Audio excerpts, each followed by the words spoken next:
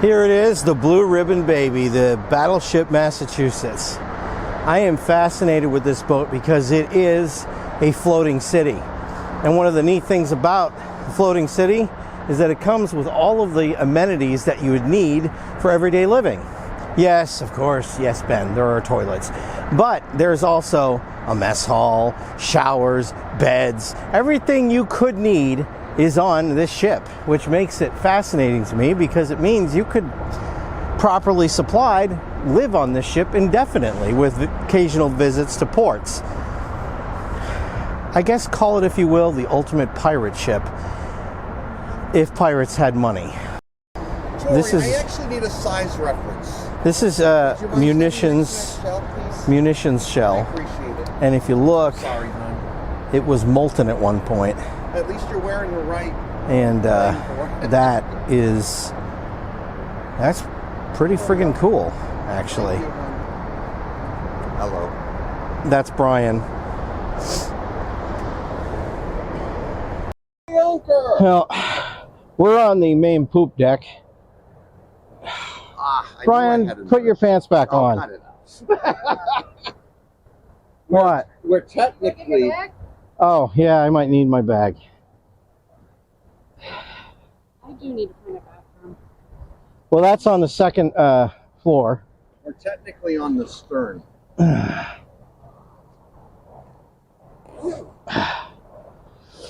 Swing her around, double aft. See, I now have a, if the mic sounds different, it's because it is.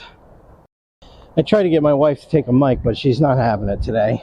And Brian doesn't want one, so. Yeah, I like being a freelance yapper. They can't hear you because I've got noise canceling on now. That's what you get for not wanting to go to the party. So this is a gorgeous boat. I tried to make them an offer. I guess it's worth more than $5. I don't know. I don't really know my maritime values. And they might get a little distressed about the guns. They're corked. Who am I going to shoot? Pirates? So I guess we're in the cafe mess hall. So it's still kind of a mess hall, but it's not really the mess hall of mess halls. It's the sort of messy hall. So you can get like snacks and hot dogs and drinks here and that sort of thing. So if you need to stop for a break, you go on the biggest boat there is in the whole harbor, and you'll find a place to get something nice to eat. So yeah, so there it is. I, Dr. Emmett Brown, am about to embark. Actually, I'm just going downstairs, but check this out. Imagine, if you will, you have a bathroom emergency, and you've got to navigate this crazy, insane, yeah, holy cow. My wife has already given up. She's just not having it anymore, and I can't blame her. Brian just used the facility.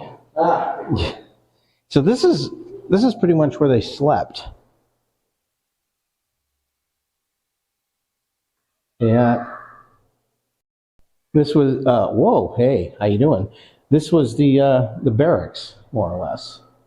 I'm walking into bunk room 16 right now, and I mean, check it out. It's really kind of really comfortable looking. See, this is the kind of view that you got.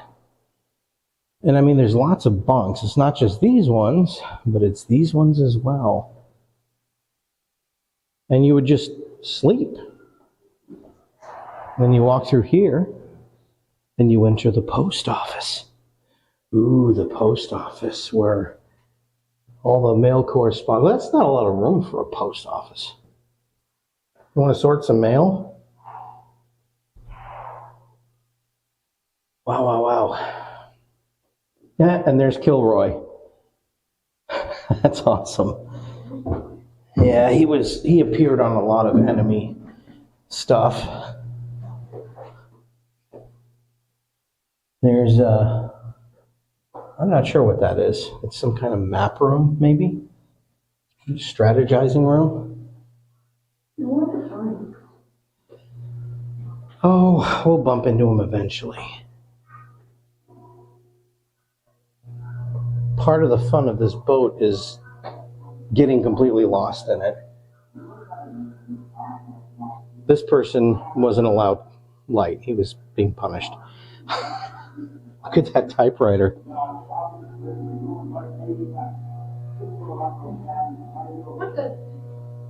Why is there money?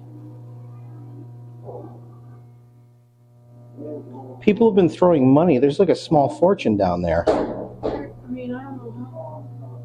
Look at that. Say money?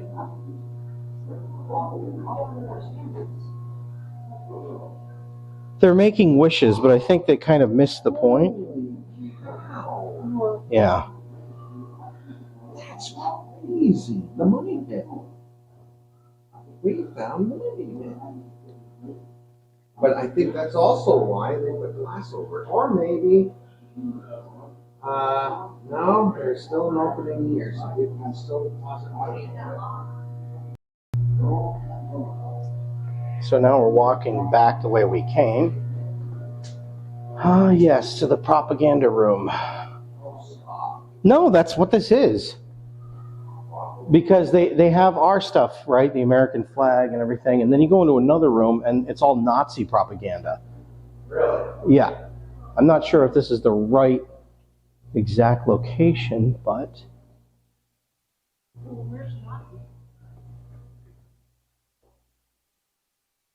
Look at that.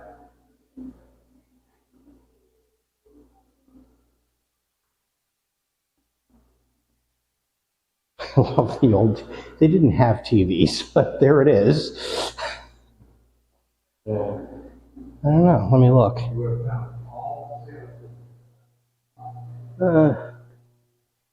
So here's the Doomsday Invasion room. And more bunks. Anybody need a nap? So we're just going kind of in here. So we're not exactly in the museum area, but there's a lot of information about stuff that you can find out about boats and different designs they had, different functions, like the Army Harbor Tug and the Phoenix and the Fleet Ocean Tug. Really interesting information. So this isn't quite the propaganda room, but there is one, I promise. Here is the items that people would have been wearing for the United States Marine Corps, the United States Navy, and then Blue Jean Bill here. Okay, the United States Navy, so apparently says enlisted man's working uniform with battle helmet and K-Pock life vest.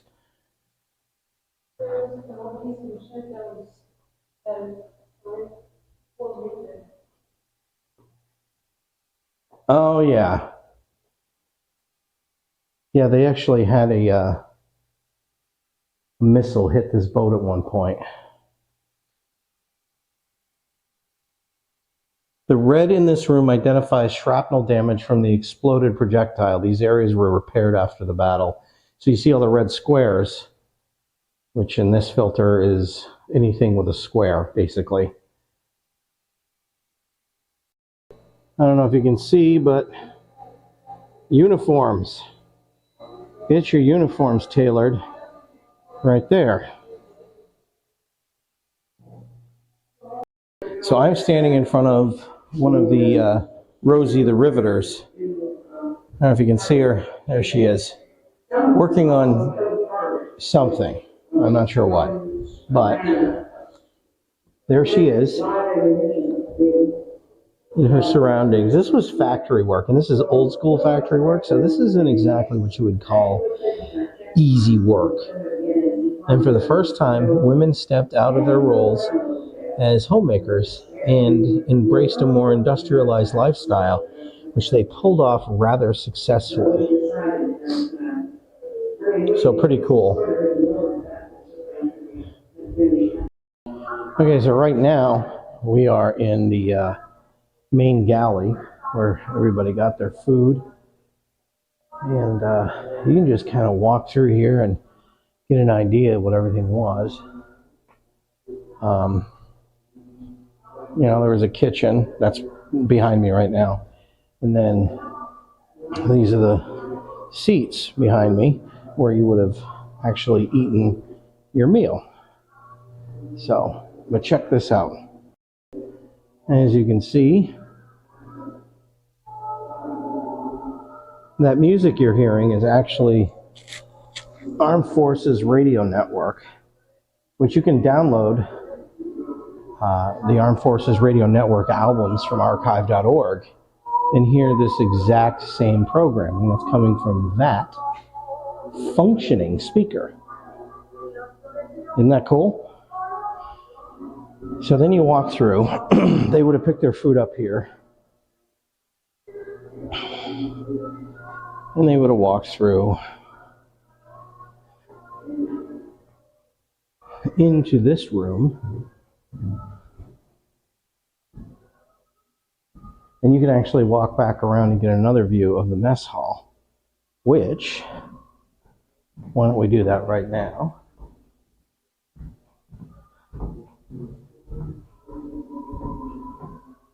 You walk back through here,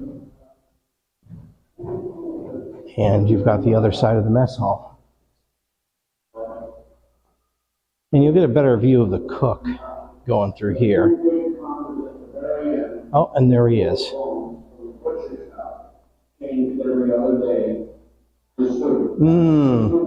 Now we got some carrots and some frosting, and it's Salisbury Steak Day.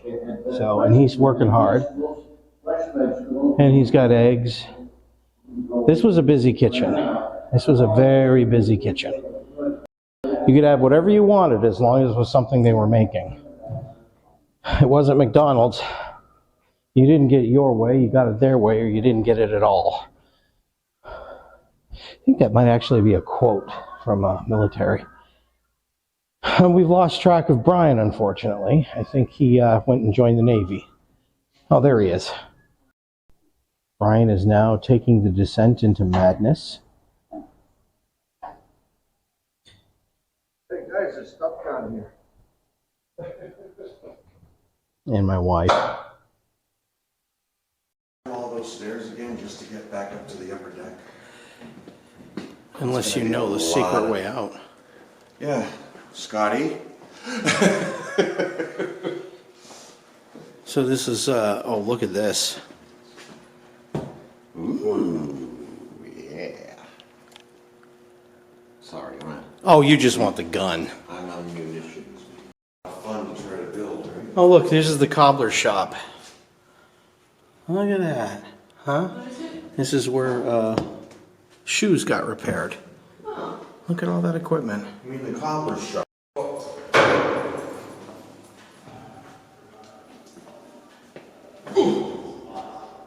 Oh yeah.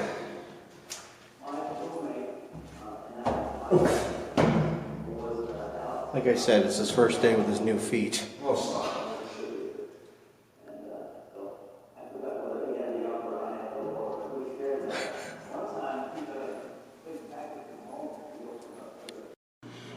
Just imagine this. This is where the officers ate, because you can't fraternize with, you know, anybody else. And then over here, it has its own kitchen. So this is where their breakfast was made. And then you would go this way if you were going that way, or you'd go this way if you're going that way. I know you're saying, Vince, you keep switching microphones, but I'm doing that because I want to pick up what other people are saying too. But I feel like this would be like, it should be repurposed into my permanent home, basically. The whole ship. The whole ship should be repurposed to be my personal house. Yeah, that's it. Because I love it here. First of all, I feel like nobody could find me. Yeah, that's basically correct. I fail to see why that's a bad I problem. just found a way to hide too.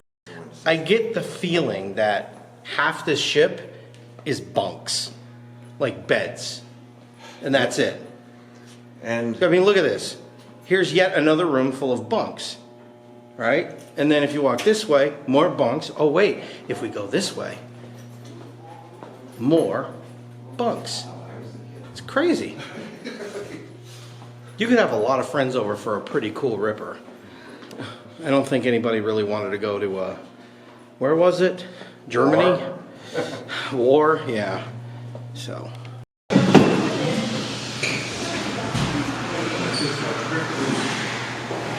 I just like the idea of a giant floating city. You know, I'm surprised that there aren't any cultures living like that. You know, the Waterworld scenario? Yeah. I think that the cost would be for both. Because in order to keep it moving, Well, it depends on your running, you propulsion. have to have fuel. This ship is not active right now. I mean, You mean I can't just... activate this whole thing? They would have to get the boiler rooms up and running. They'd have to pretty much turn everything on. You could, I mean, you wouldn't have a ship this heavy if you were using sails. So. You'd be a lot more vulnerable too. Yeah. On the other hand, if you made a Stirling engine, it'd have to be one big Stirling engine. They make them for submarines. Do they really? It's I think it's probably the more reliable design. More it's shaped like a V. So there you go. So we just need to design a Stirling engine and then get the rights to one of these boats. Well, here's the thing. How are you going to power the Stirling engine? You still need some kind of fuel. Bodies. I don't know. Yeah, that'll work. Yeah, let's get some bodies. I thought Stirling engines, once they were going, didn't need to... No, they're not perpetual motion machines. I'm thinking of perpetual motion. Yeah, you are. They don't exist. Yet. They violate the second law of thermodynamics. Well, when I'm in charge, I will overturn the second law of thermodynamics. More power to you. I'm just going to wait for God to do it. God will overturn the second law of thermodynamics. It's like, you know what, that was good when I needed to keep them on Earth, but I don't need to do that anymore. God's a power source. I don't think we're going to need Anything. God is God.